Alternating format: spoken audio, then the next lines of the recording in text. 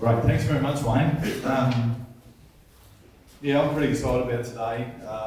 The Fodder Improvement Council will come from a group of people, like Wayne said, try and improve opportunities and conditions, and, better products and innovative equipment, just different tools in the industry. So that's how this day was, I suppose, born, and so I'm really excited about that. As Wayne said, HayGuard Australia, that's who I am as well. I'm the technical guy for Australia and New Zealand, so I want to sell some more HayGuard too, so that's got a bit to do with it as well, so don't be fooled by that. So the Clean Fodder Initiative, let me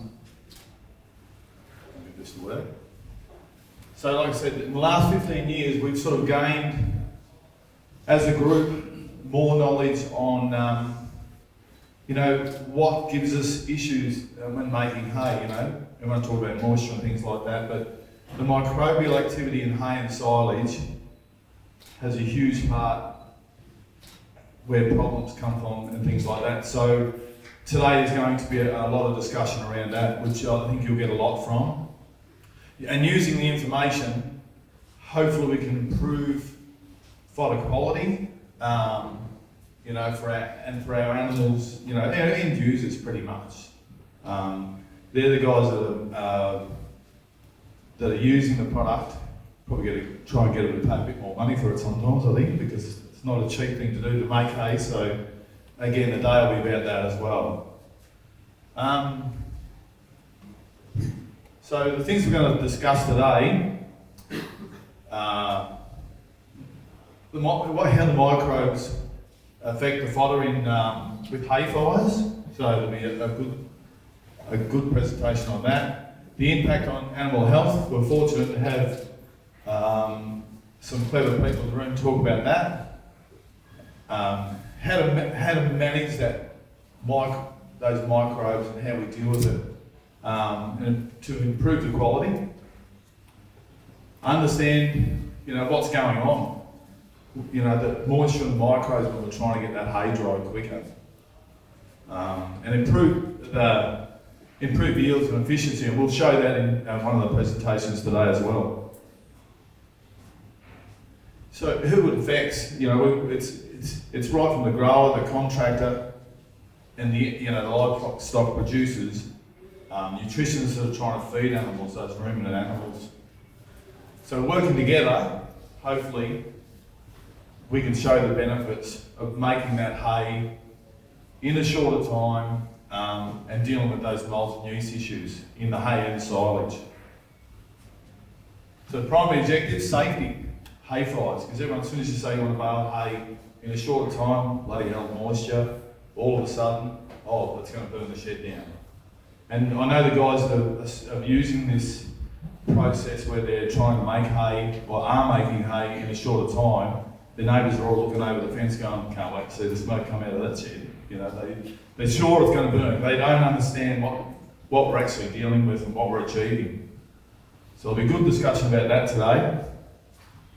Again, making hay in a shorter time, in that small window, we've got less microbial issues, so the hay is less infected, so you've got a better quality feed going down animals' throats. So it's all about the profitability. Everyone's got to be making money or more money when they're doing this process. There's extra work involved, but it's what you're getting from it. So the grower's got to see an increased yield and get more money for his hay. And we'll show that today. Contractors, we've already had a bit of a discussion around the room about this. Contractors have to be paid extra for the labour, time, staff, the investment in this new equipment, because they're investing in innovative equipment, more equipment, to be able to make hay in that 5 to 7 days. And the question will be today, how much do you charge to make a bale of hay? So I'm not asking for an answer now, but it's a conversation we should have out loud, because you guys are spending money on quality equipment. It's hard, everything's going up, and I'm not 100% sure, but I'd say 30 to 40% increase in machinery prices. I'd say salary would be nearly the same. Diesel prices and all, everything's getting dearer, but they're still saying you should be only charging 18 or 20 bucks to make a bale of hay, which is ridiculous. So hopefully we have a really good discussion about that today. And that must be it, because it's not going any further.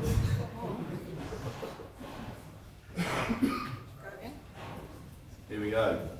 And again, so the livestock producers, and that's ruminant animals, you know, whether it's beef, sheep, dairy, they must see the gains from it. So when they're feeding a better quality hay, yeah, they're paying 50 or 100 bucks a tonne more for it, but they've got to see, you know, increasing milk yield. They've got to see less vet bills and all those type of things. You know, the fat on the back of the animal, well, meat on animals is they're achieving it in a shorter time. So, and I'm sure we'll see that in Damien's presentation today. Again, the supply chain, that's all you guys. It affects everyone, the growers, the contractor, the livestock producer. If this breaks down and someone loses money, whether it's the grower's not getting enough for his product, the machinery guys are not getting paid for what they're doing or not getting paid enough for what they're doing.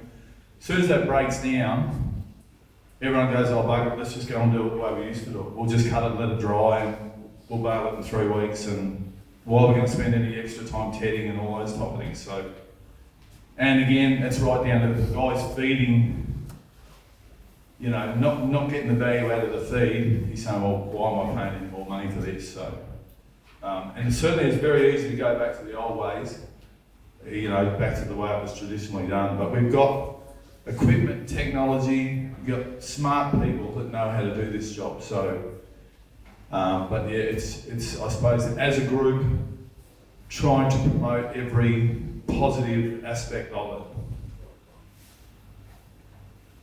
As I say here, you know, as a group working together to create that supply chain from paddock to, well, I say paddock to plate, paddock to down an animal's throat. If we can promote that and show the value in it, hopefully we can sort of, you know, everyone gets paid more money for what they do or their product. Again, we've got to work together with, right from the growers, the contractors, to the end user as well. We've got to do this together, work with these technologies, and grow this. And it's easy to say, oh, it's just too bloody hard. But you guys are all running businesses, you know, you're all paying that extra money. As a group, we come together. You know, the Clean Fodder Initiative is to help everyone. Well, it's us, it's everyone in the room. So it's how do we get paid better, more for what we do, which is what we should be doing, getting paid a bit more. So that is it now. So hopefully you enjoy the day. Like Wayne said, ask lots of questions, because there is, you know, we learn from each other, we grow from each other, and hopefully we can build a new network here that can only expand, and new friends, you know, friends in the industry. Thanks very much.